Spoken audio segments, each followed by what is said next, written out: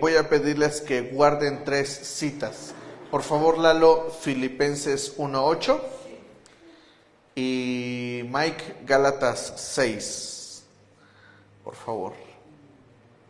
Gálatas 6 del 1 al 10. ¿Listos? Guarden estas citas, por favor, no las pierdan. Y me voy a conectar.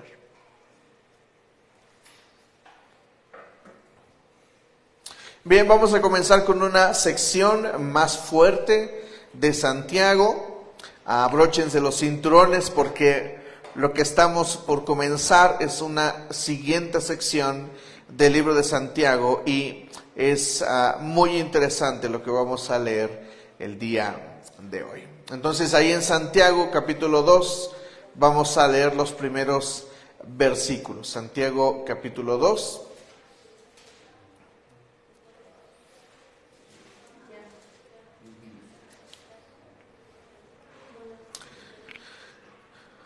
Dice de la siguiente manera: Hermanos míos, la fe que tienen en nuestro glorioso Señor Jesucristo no debe dar lugar a favoritismos. ¿A qué? A favoritismos. Supongamos que en el lugar donde se reúnen entra un hombre con anillo de oro y ropa elegante, y entra también un pobre desarrapado. Si atienden bien al que lleva ropa elegante y le dicen: siéntese usted aquí, en este lugar cómodo, pero al pobre le dicen: quédate ahí de pie, o siéntate en el suelo a mis pies, ¿acaso no hacen discriminación entre ustedes, juzgando con malas intenciones? Escuchen, mis queridos hermanos, ¿no ha escogido Dios a los que son pobres según el mundo, para que sean ricos en la fe y hereden el reino que prometió a quienes lo aman? Pero ustedes han menospreciado al pobre. ¿No son los ricos quienes los explotan a ustedes y los arrastran ante los tribunales? ¿No son ellos los que blasfeman el buen nombre de aquel a quien ustedes pertenecen?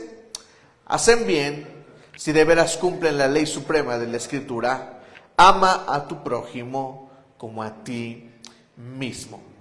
Pero si muestran algún favoritismo, escuchen esto, pecan y son culpables, pues la misma ley los acusa de ser transgresores. ¿Ok? Nos vamos a quedar ahí. Hoy vamos a hablar de 2 cosas: del favoritismo y de la discriminación. Dice el versículo 5. Escuchen, mis queridos hermanos, ¿no ha escogido Dios a los que son pobres según el mundo? ¿Según quién? El mundo. Ahora, el concepto que está usando Santiago para describir a los pobres es el concepto que el mundo ha usado. Entonces, ¿a quién se está refiriendo Santiago? A los pobres, a los que tienen poco, a los que no tienen oportunidad. Fíjense que me parece interesante que muchos cristianos, mucha iglesia de hoy, ha estado pecando, señalando a los pobres de nuestra sociedad. Los mismos cristianos en México hemos estado clasificando y haciendo menos a los pobres de México. Hace algún tiempo el presidente sacó una iniciativa aceptada por muchos, amada por muchos, odiada por otros. No quiero hablar de eso y ni poner una postura política. El asunto es que el presidente destinó dinero para dar a los adultos mayores y destinó también un movimiento para dar dinero a jóvenes que no estudian. Y entre la iglesia se levantaron personas a criticar el hecho de que se les diera dinero a jóvenes que no han estudiado o que están estudiando. Y creo que estamos un poco descontrolados en este ejercicio. Muchos piensan que tenemos las mismas oportunidades, Pero pocos son los que han ido a regiones del país donde de verdad no hay oportunidad. Personalmente he estado en esos lugares donde he visto llegar a personas a la iglesia que han recorrido literalmente 2 días.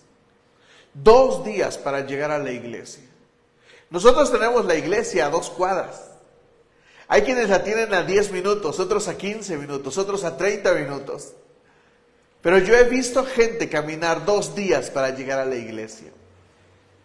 A eso se refiere Santiago, de eso se está hablando. Los pobres según el mundo. ¿Por qué es interesante esto? ¿Por qué es interesante esto? Porque Santiago está hablando del favoritismo. Hermanos míos, la fe que tienen en nuestro glorioso Señor Jesucristo no debe de dar lugar a favoritismos. Lo primero de lo que quiero hablar hoy es acerca del favoritismo. ¿Qué es el favoritismo? El favoritismo es favorecer a los que tienen más. El favoritismo es dar favor, es darle más a quien nosotros creemos que estamos haciendo. Y Santiago lo aclara abajo, donde habla de la discriminación. En Estados Unidos la discriminación se da por causas raciales y es el racismo. Pero en México, además del racismo, contamos con otro tipo de discriminación y ese es el clasismo. México es racista y es clasista. ¿Qué significa que somos racistas? Bueno, que pensamos que los blancos tienen mayor beneficio que los morenos. De hecho, muchas personas que tenemos tez morena, a veces nos descontrolamos ante los blancos o ante los rubios. Yo me acuerdo mucho, les he contado mucho esta anécdota cuando fui a buscar trabajo, fui a una entrevista de trabajo, la entrevista fue hasta Cuautitlán, ahí por un lugar muy pomposo. Yo llegué lo mejor arreglado que pude porque la onda decía que había que tener excelente presentación. Yo me puse lo mejor que tenía en ese momento y cuando llegué hice la entrevista y al final me dijeron, bueno, te llamamos, como siempre, ya saben, ¿no? Termina la entrevista y yo te llamo, te aviso si se puede. Y después de la entrevista, yo no me quise quedar con yo ya estaba un poco cansado de buscar trabajo. Entonces hablé con el chico que me entrevistó y le dije, oye, dime por lo menos si tengo alguna oportunidad de tener este trabajo, creo que tengo el perfil. Y me dijo, sí, tienes el perfil profesional, pero nosotros estamos buscando gente blanca, alta y delgada. Eso fue lo que me dijo y eso a mí me impactó porque a mí me hizo sentir obviamente discriminado. Y en México tenemos 2 tipos de discriminación, el racismo y el clasismo. Y tenemos que caminar en contra de estas 2 discriminaciones. Así es de que no voy a dar muchas vueltas aquí. Solamente voy a decir que nos esforzamos porque esta iglesia sea una iglesia que no sea ni clasista ni racista, pero que tampoco discrimine a ningún otro tipo de persona. Eso es lo primero, eso es lo de arriba, eso es lo que se ve. Pero muchos discriminan a quien tienen otras preferencias sexuales. Eso es discriminación. Esta iglesia no hace eso. Y esas personas son bienvenidas a este lugar. Porque Dios ama a todos. Muchos hacen discriminación a las personas que tienen algún tipo de discapacidad. Yo deseo que pronto, de hecho, yo he orado al Señor y le he pedido que nos regale a una persona, que llegue aquí una persona que sepa hablar lenguaje de señas. ¿Se imagina montar la predicación y al lado una persona que está hablando en lenguaje de señas? Nuestro mensaje llegaría a esas personas que lo necesitan. ¿Me entienden? Necesitamos ser inclusivos, pero de verdad inclusivos. Necesitamos algo para los ciegos, necesitamos algo para los sordomudos, necesitamos incluir a todo esto. Así es de que no quiero abundar mucho en esto, pero yo deseo que esta iglesia crezca en ese sentido. Estamos por organizar algunas actividades para nuestros adultos mayores, porque lo necesitan. Porque esta iglesia se caracteriza por tener adultos mayores y queremos tener y realizar algunas actividades que sean especial para ellos. Donde se puedan sentir integrados, donde se puedan sentir bendecidos, donde se puedan sentir parte de la iglesia.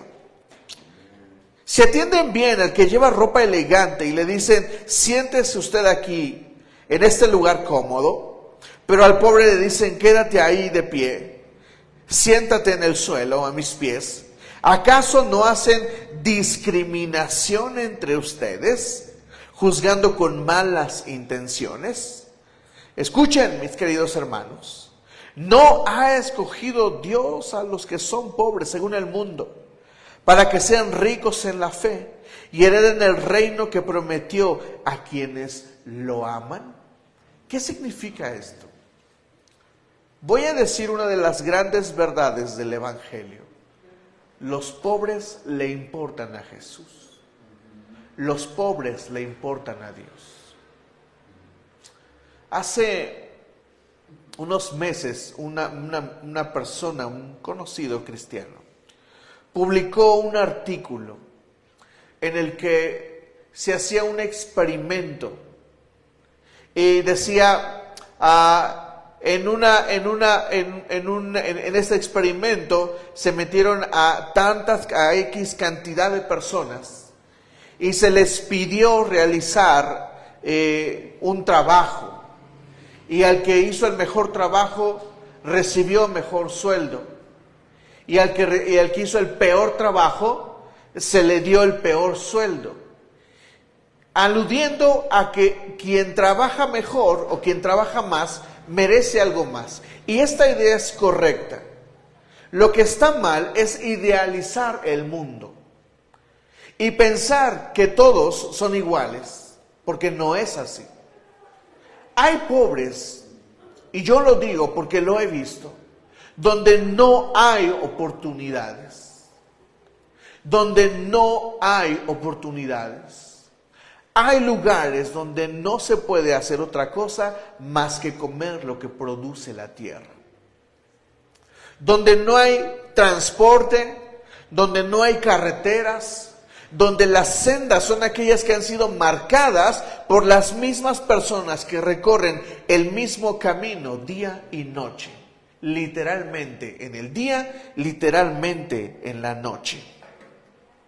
Entonces, esta cosa que publicó este conocido mío me hace pensar que no está considerando primero el hecho de que no todos somos iguales en el mundo, de que hay personas que sí están pasando por un momento muy específico, que son pobres y que requieren la atención que los hijos de Dios deberíamos poderles dar. Los pobres son importantes para Jesús. Los pobres son importantes para Él. Y los pobres deberían de ser bienvenidos a la iglesia. Lo que sigue después es otra cosa. Cuando uno llega a la iglesia, puede llegar pobre, puede llegar destruido, y en la iglesia se crece. ¿Me explico? Pero la iglesia podría participar más con aquellos que merecen y necesitan realmente nuestra ayuda. Le voy a dar un ejemplo para que le quede claro la idea de quiénes son pobres. Piense en el temblor que acaba de suceder en Turquía y en Siria. Esas personas se quedaron literalmente sin hogar. Se quedaron literalmente sin comida. Se quedaron literalmente sin agua. Se quedaron literalmente expuestos a enfermedades por los derrumbes que sucedieron. Esos son pobres. ¿Por qué? Porque no hay nada para salir. ¿Me estoy explicando? Un pobre, miren, la idea absurda es que, miren, si aquí en Ciudad de México hay pobres, yo lo primero que le diría a alguien que tiene necesidad, yo tal vez lo ayudaría al principio. ¿Me explico? Yo le daría. Pero lo siguiente que le diría, mira, hay trabajo en la central de abastos. Compra 5 cajas de chicles y véndelas. ¿Me explico? Porque esto se desarrolla en un ambiente donde se puede eliminar mi situación de pobreza porque hay trabajo. ¿Me explico? Miren, yo salgo a comer, cuando estoy en la oficina, salgo a comer y yo voy caminando y yo veo un letrero en un restaurante que dice, se solicita lavaplatos. Y yo le recomendaría eso a alguien que no tiene trabajo. Ve a trabajar allá. No digas que no tienes, no digas que no puedes. Y no digas que eres pobre porque el mundo te hizo pobre, allá hay trabajo. ¿Me explico? ¿Me estoy explicando? Pero en Turquía en este momento no hay donde hacerse. Están dependiendo de lo que llega de lugares externos. Eso es pobreza. ¿Me estoy explicando? Donde literalmente no se puede. Y a mí me daba no es que yo prefiera lo que hace el presidente, pero yo creo que hay mexicanos que literalmente no nos hemos asomado a las realidades de otros lugares de nuestro país, donde literalmente no hay oportunidades. Donde no se le puede decir a alguien, mira, ve a la central de abastos, ahí trabajo. No se puede. Porque estas personas viven en medio de la selva, donde lo que se come es lo que se produce en el mismo lugar. Y cuando no hay que recorrer mucho camino para buscar intercambiar lo que se tiene. Esos son los pobres. Y nosotros pienso que deberíamos de apuntar hacia bendecir a aquellos que lo necesitan. ¿Me estoy explicando? Luego dice, pero ustedes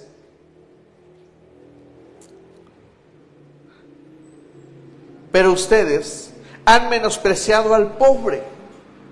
¿No son los ricos quienes los explotan a ustedes y los arrastran ante los tribunales? ¿No son ellos los que blasfeman el buen nombre de aquel a quien ustedes pertenecen? Y esta voz es una voz que habla al que tiene. No precisamente al rico solamente, sino al que tiene, al que cree que tiene, al que de alguna manera se ha posicionado y de repente resulta en que lo que tiene le ha hecho perderse. Entonces, esta es una voz que habla a los que tienen. Hacen muy bien si de veras cumplen la ley suprema de las Escrituras. Ama a tu prójimo como a ti mismo. Lean conmigo, por favor, el versículo 8 juntos. Vamos a leerlo juntos porque vamos a pasar a la siguiente parte. Dice así: hacen muy bien, léanlo conmigo, hacen muy bien. ¿No lo ven? Perdónenme. ¿Me pones el Sí.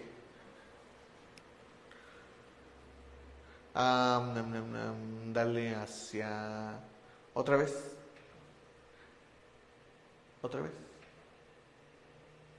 Dale otra vez, por favor. Bájalo donde dice mostrar QR. Dale enter en la flechita que dice esa. Gracias. Perdónenme, pensé que lo estaban viendo.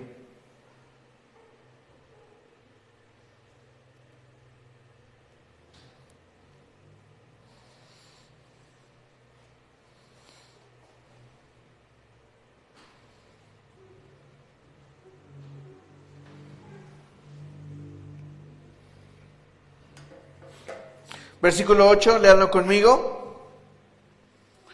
Hacen muy bien si de veras cumplen la ley suprema de la Escritura. Ama a tu prójimo como a ti mismo.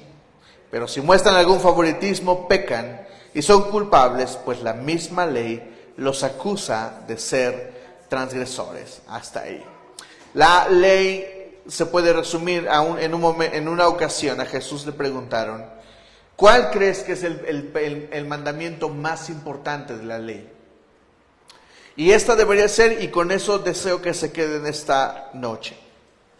Cuando le preguntaron a Jesús, ¿cuál crees que es el mandamiento más importante de la ley o de la Biblia? Jesús respondió esto. Número 1, ama al Señor tu Dios con todo tu corazón, con toda tu alma, con toda tu mente y con todas tus fuerzas. Eso es el mandamiento más importante. Y luego dice Jesús no se queda ahí, Jesús sube a otro nivel. Y dice, y el segundo es igual de importante. Es este que está mencionando Santiago. Ama a tu prójimo como a ti mismo. ¿Me explico? Nosotros necesitamos entender que las personas deben ser amadas como a nosotros mismos. ¿Eso queda claro? Bien, entonces, esta es la idea general. Ahora, vamos ahí a Gálatas 6, por favor. El pasaje que está guardando Mike. Gálatas 6.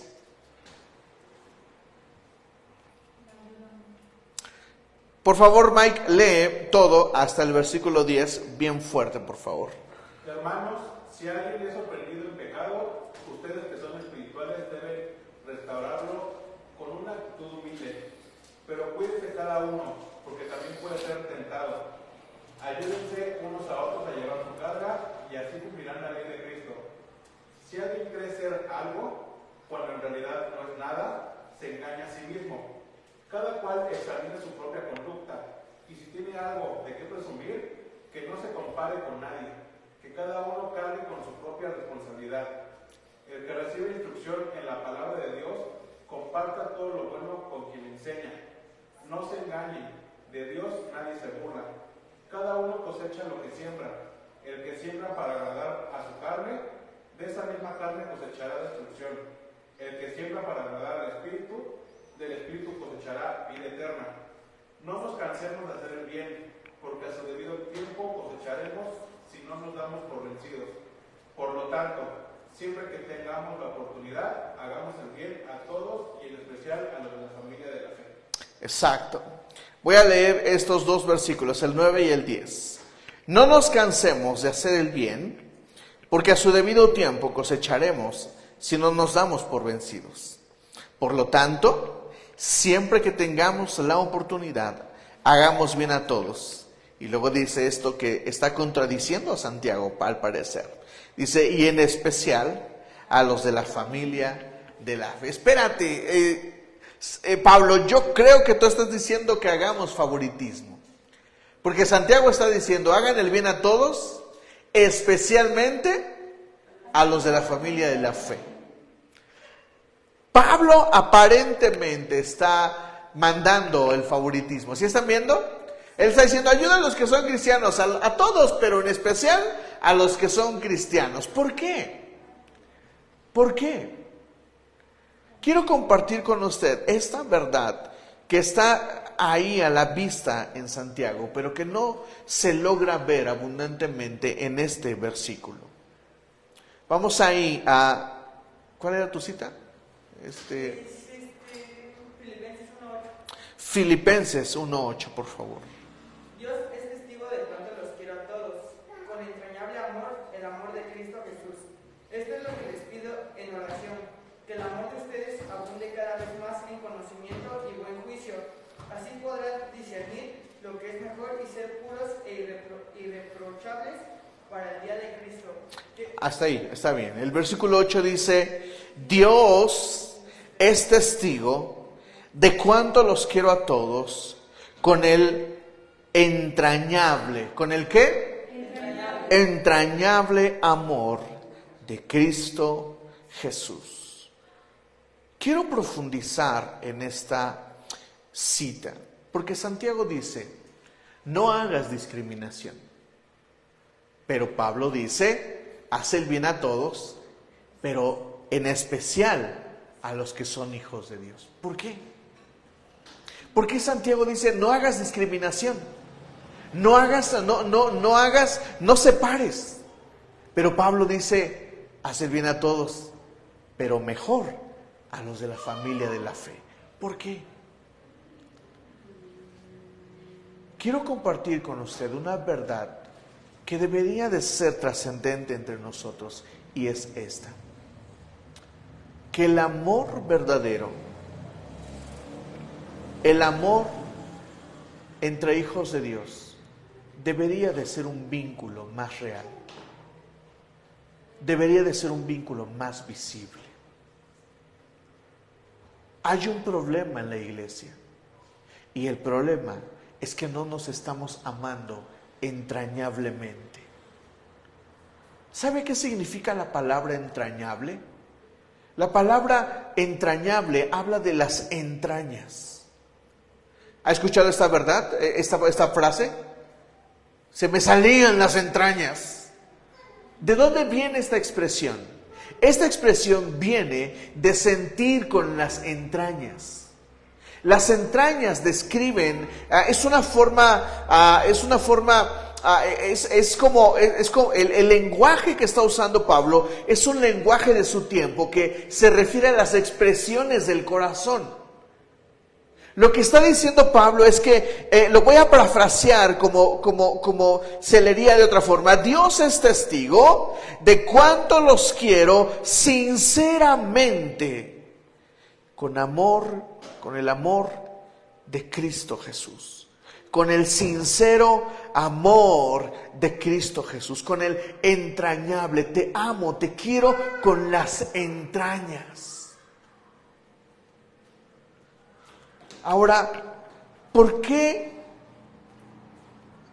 Pablo le dice a los Gálatas y les dice ayuda a todos, pero en especial a los amigos de la fe, a los hermanos de la fe?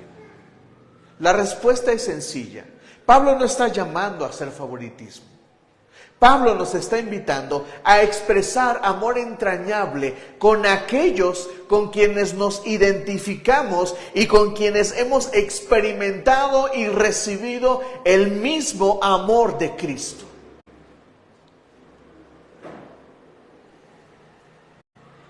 Y eso no es favoritismo. Mire, una cosa que es muy famosa entre los mormones es que si tú te acercas a los mormones, lo primero que van a hacer ellos, ¿saben qué van a hacer? Es que te van a conseguir trabajo. No te vayas con los mormones. Pero lo primero que hacen ellos es que te consiguen trabajo. Y no te consiguen cualquier trabajo. Ellos se esfuerzan por conseguirte un buen trabajo. Los judíos, hasta el día de hoy, lo que trabajan en los países donde están, ellos toman una porción, una sección de sus finanzas y las mandan a Jerusalén. Porque están interesados en su país, en su cultura. Y nosotros, ¿qué tenemos? No queremos soltar ni un peso para el pobre que lo necesita.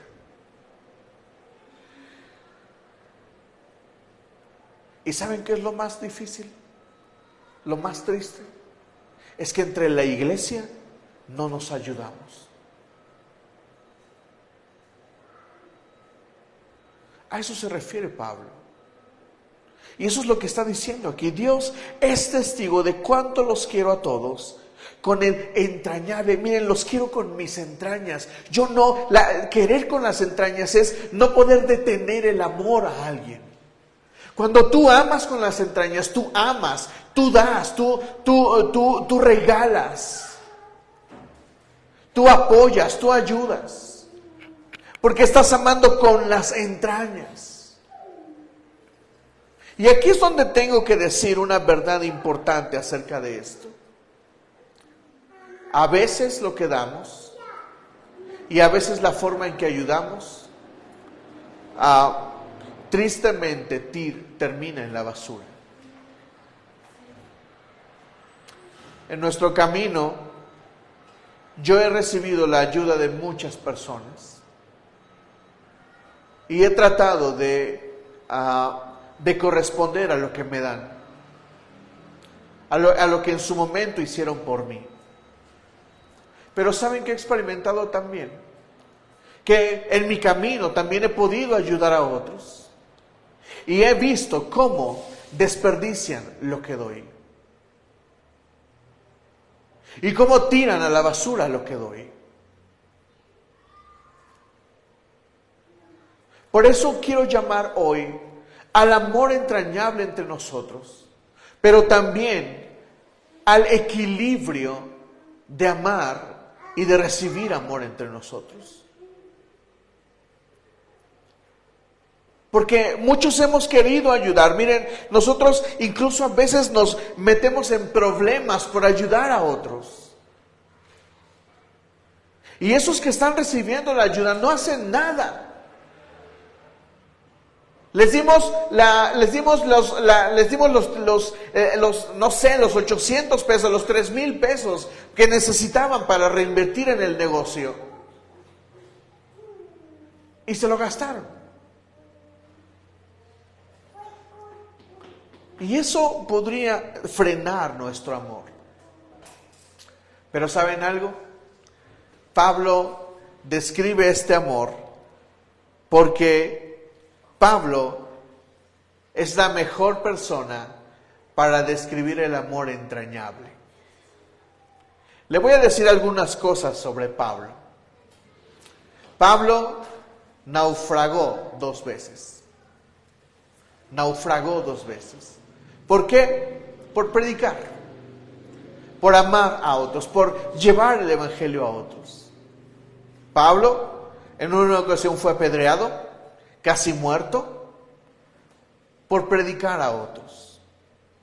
Pablo en otra ocasión fue mordido por una serpiente venenosa. Y todos pensaban que todos los locales dijeron, ya, hasta aquí llegó San Pablo. Y al otro día Pablo se levantó como si nada. Pablo comió algo venenoso y no le hizo daño. Por predicar el evangelio. ¿Hacia dónde me dirijo? Me dirijo a decirte esto. Primero, que el amor de Cristo debería estar más presente entre nosotros. ¿Y sabes cómo se expresa ese amor? En el dar. Eso es lo primero que te quiero decir. El amor entrañable da. El amor entrañable se deshace, entrega. Pero lo segundo es más importante, y esto presta atención. Cuando amas entrañablemente, duele. Puede llegar incluso a amargarte.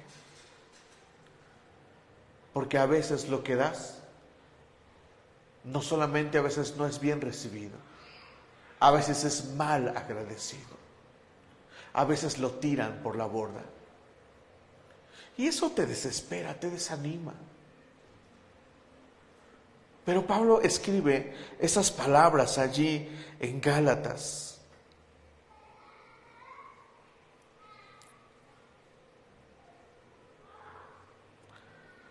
No nos cansemos. ¿No nos qué? No nos cansemos. ¿Sabes? Amar entrañablemente cansa. Porque dar cansa. A veces te quitas de algo que tienes para dar a otros. Y ver que no lo aprovecharon, de verdad, cansa, molesta. Pero Pablo dice, no nos cansemos. No te canses de dar. No te canses. Algo que yo he experimentado como pastor, y yo no conocía la vida pastoral hasta ahora. Muchos hijos que son pastores entienden en qué se meten, pero yo no entendía en qué me metía cuando me hice pastor. Toda la vida quise ser pastor y cuando fui pastor yo no entendí en qué me estaba metiendo. Yo he entendido que una verdad trascendental del pastorado es discipular a otros, enseñarles a otros. Por eso les enseño sobre el matrimonio antes de que se casen. Por eso damos alfa. Por eso los discípulos cuando se van a bautizar. Invierto mi tiempo, invierto mi esfuerzo, invierto mi dinero. Porque yo regreso, yo trabajo. Porque no soy una persona que no trabaje. No me he colgado de la iglesia como muchos pastores a quienes se les critica porque no trabajan. Me esfuerzo por ser testimonio para la iglesia. Y entonces ocupo mi tiempo para estar. Cuando me paro aquí y le digo a la iglesia, congréguese, no lo digo de lengua para afuera. Lo digo porque yo fui a trabajar y vengo de la oficina y vengo a congregarme porque es mi responsabilidad. Y no lo hago por ser el pastor. Porque este es mi momento espiritual. No solamente es el momento espiritual para la iglesia, es un momento espiritual para mí. Estar aquí a mí me está fortaleciendo también. Escuchar lo que estoy diciendo, que es algo que no es de mí, que me dio el Señor, que yo estoy aprendiendo de la Biblia y lo único que estoy haciendo es comunicándolo, a mí me está ministrando primero antes que a ustedes. Y de repente que me digan, ay, no voy a poder, pastor. Me cansa. Porque he apartado el tiempo, he apartado espacio, he hecho lo posible para demostrar, para dar lo que la iglesia necesita. Y no me estoy victimizando, lo hago con mucho gusto. Lo que digo es que cansa. Pero es la iglesia a la que amo. ¿Sabe por qué amo? Mire, una de las cosas que nosotros hemos experimentado como pastores es esto de amar a la iglesia. ¿Sabe de dónde sale nuestro amor a la iglesia? Sale de Dios, porque de nosotros no sale. Lo digo con toda sinceridad. Quien ha producido amor en nosotros para la iglesia ha sido el Señor. Pablo mismo lo dice. Pablo lo dice de esta forma, él dice, necesidad me ha sido impuesta. Es decir, Pablo ha experimentado de sí mismo la necesidad de dar y de amar a la iglesia, porque el Señor puso ese amor en él hacia la iglesia. Por eso Pablo puede expresarse en amor entrañable. Pero Pablo dice, no nos cansemos de hacer el bien. ¿Por qué ese es el amor a la iglesia? ¿Por qué das a la iglesia? ¿Por qué das a los que son de la iglesia? No es favoritismo. Le digo, ¿qué es esto? Es que en el círculo, en la atmósfera del Señor, sucede esto que dicen Salmos. Mira cuán bueno y cuán agradable es estar los hermanos juntos en armonía. Y luego dice esto. Allí el Señor derrama bendición y vida eterna. ¿Qué significa esto? Significa que la iglesia, donde está la iglesia, donde están las personas que son iglesia, ahí el Señor derrama ese amor que necesitamos entre nosotros. Es imposible no amar a la iglesia cuando estás con Dios. Es una imposibilidad, no se puede. Yo no puedo dejar de amar a la iglesia porque estoy conectado con Dios. Y cuando estoy con Dios, cuando estoy junto a las personas que son la iglesia, entonces puedo expresar amor a la iglesia. Y por supuesto lo voy a hacer primero aquí. ¿Por qué? Pues porque son mis amigos. Son mi familia. Yo siempre les he dicho que cuando las personas llegan a la iglesia, en la iglesia encuentran un padre, encuentran una madre, encuentran un hermano. El Señor satisface las necesidades de familia que no tuvimos. Deberíamos de ser mejores amigos entre la iglesia. Deberíamos de convivir más. Estos últimos años, yo no había abierto mi círculo de amistad hasta que empezó la iglesia. Y algunos a quienes les abrí el corazón se fueron. Fueron los primeros que se fueron. Y yo doy gracias a Dios por Mike, por Daniel en su momento, por Brenda, por Lalo, por Miriam. No es que los demás no los ame más o no estén, pero con ellos comparto todo el tiempo que servimos en la iglesia y los considero mis amigos. Y cuando alguien tiene necesidad, yo quisiera hacer y quisiera ayudar. ¿Me explico? A eso se refiere Pablo. No nos cansemos de hacer el bien, porque a su debido tiempo cosecharemos si no nos damos por vencidos. Mire, no se dé por vencido. Sí, dar entrañas, amar con las entrañas, dar a la iglesia, duele, cansa, desespera, enoja, molesta, frustra. Pero la Biblia tiene una promesa y es esta: al tiempo, si no te cansas, si no te das por vencido, cosecharás. Y le digo algo, en esto sí tengo, hay cosas en las que no tengo mucha autoridad para decirlas, pero yo le digo algo, he servido al Señor desde que tengo 17 años. Y si algo he recibido del Señor, ha sido bien. Cuando me casé no tenía casa. Y el segundo día de que me casé, me entregaron una casa amueblada. Ahí viví 3 años. Me vine a Ciudad de México y mi suegro me dio la parte de abajo de su casa y él se movió a otro lugar. Me dio casa. Me gustaría decirle que yo he alcanzado lo que tengo. Honestamente no puedo. No tengo la autoridad para decirle que lo que tengo lo he recibido por mis propias fuerzas, pero sí tengo la autoridad para decirle que servir al Señor tiene recompensa. Que me han regalado 2 carros en 2 ocasiones.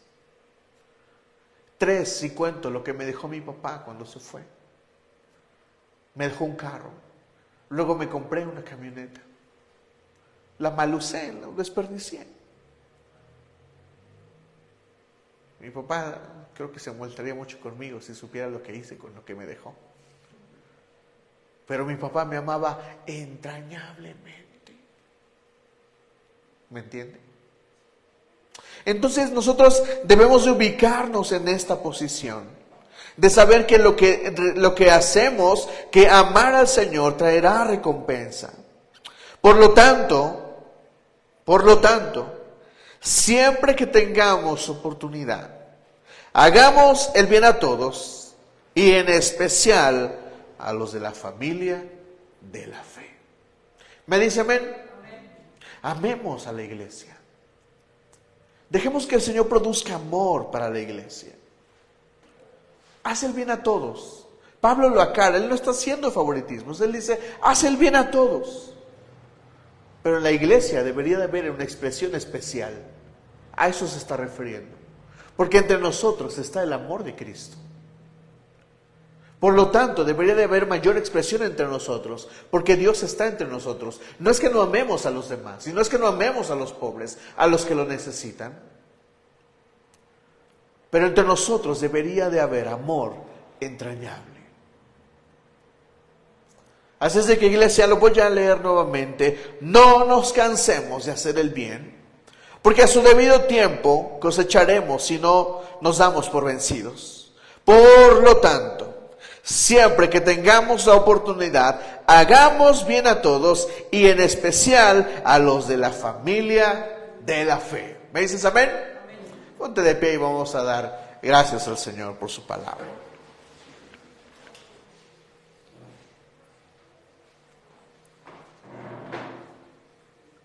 Concéntrate en el Señor.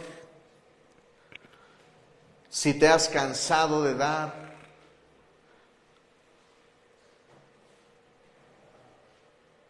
si estás cansado de hacer por la iglesia, yo te digo esto de parte del Señor: no te canses.